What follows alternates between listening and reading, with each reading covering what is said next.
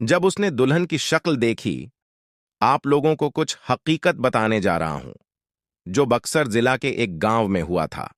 वहां पर एक परिवार था जिसमें राहुल नाम का लड़का अपने मां बाप एवं भाई बहन के साथ रहता था।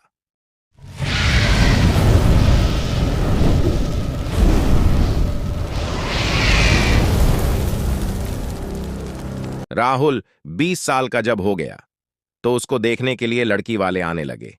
कुछ दिन बीत गया, तभी राहुल को एक लड़की की फोटो अच्छी लगी। उसने अपनी मां को बोला, मां, मैं इसी से शादी करूंगा। और बोलता भी क्यों नहीं, हर लड़के की ख्वाहिश होती है कि उसकी औरत सुंदर और संस्कारी हो, ताकि किसी के सामने ले जाने से उसका मान भी बढ़े। उसकी मां ने बोला, ठीक है बेटा, तुम्हारी शादी मैं इसी से करवाऊंगी। और लड़की के पिता को हां बोल दिया।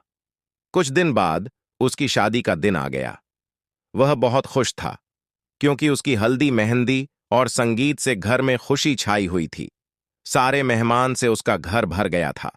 वह मन ही मन सोच रहा था कि मैं अपनी औरत को बाहर घुमाने ले जाऊंगा और दोस्तों के साथ खूब बातें भी करूंगा कि देखो मेरी औरत लाखों में एक है।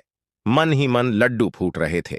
और उस दिन उसका इंतजार भी खत्म हो गया, क्योंकि उस दिन उसकी शादी जो हो रही थी। गांव वाले भी धूमधाम से बारात लेकर लड़की के घर पहुंचे और दोनों की शादी भी हो गई। जब सुबह विदाई हुई तो उस समय लड़की को डोली में अकेले ही ससुराल लाया जाता था। चार कहार डोली को उठाते उठाते थक गए थे। वह बेचारे सोचे कि कहीं पेड़ दिखा तो डोली उसके नीचे रख देंगे, तो थोड़ी देर आराम करके फिर आगे बढ़ेंगे, और आम का पेड़ तभी दिख गया। वह लोग डोली को रखकर पानी पीने लगे और बोले कि बहू, अगर आपको भी प्यास लगी हो तो पानी पी लो। बहू ने कुछ नहीं बोला और चारों की थोड़ी सी आंख लग गई। तभी उस पेड़ की चुड़ैल नीचे उतरी और दुल्हन को मारकर उसके अंदर आ गई और डोली में बैठ गई, क्योंकि दोपहर का समय था। थोड़ी देर बाद वह अपने ससुराल आ गई। लोग चार होने के बाद जब रात हुई तो राहुल अपने कमरे में गया। जब वह अपने बिस्तर पर बैठकर दुल्हन से बातें कर रहा था, तभी उसे जोर से प्यास लगी। उसने कहा, मैं पानी पीकर आता हूं।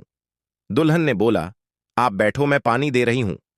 इतना कहकर उसने अपना हाथ लंबा करके कुएं से पानी निकालकर उसको दे दिया।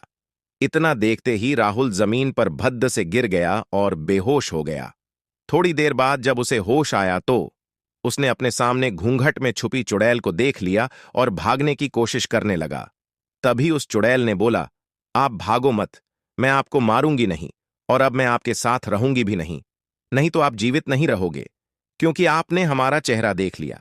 लेकिन यह गांव हमारी ही निगरानी में हमेशा रहेगा, क्योंकि यहां मेरा ससुराल है। और मैं आपको एक बात बताती हूं, जो आप अपने गांव वालों को बता देना, कि जिस घर का चूल्हा उत्तर दिशा में होगा, वह सब अपने घर का चूल्हा दक्षिण दिशा में कर लो, तो उनके घर में हमेशा बरकत बनी रहेगी। इतना कहकर वह गायब हो गई। शास्त्रों के हिसाब से माना जाता है कि दक्षिण में अक्सर भूत प्रेत निवास करते हैं, लेकिन ऐसा करने से आज भी उस गांव में कभी भूखमरी या फिर कोई बीमारी जल्दी नहीं आती। वहां पर सब हंसी खुशी रहते हैं।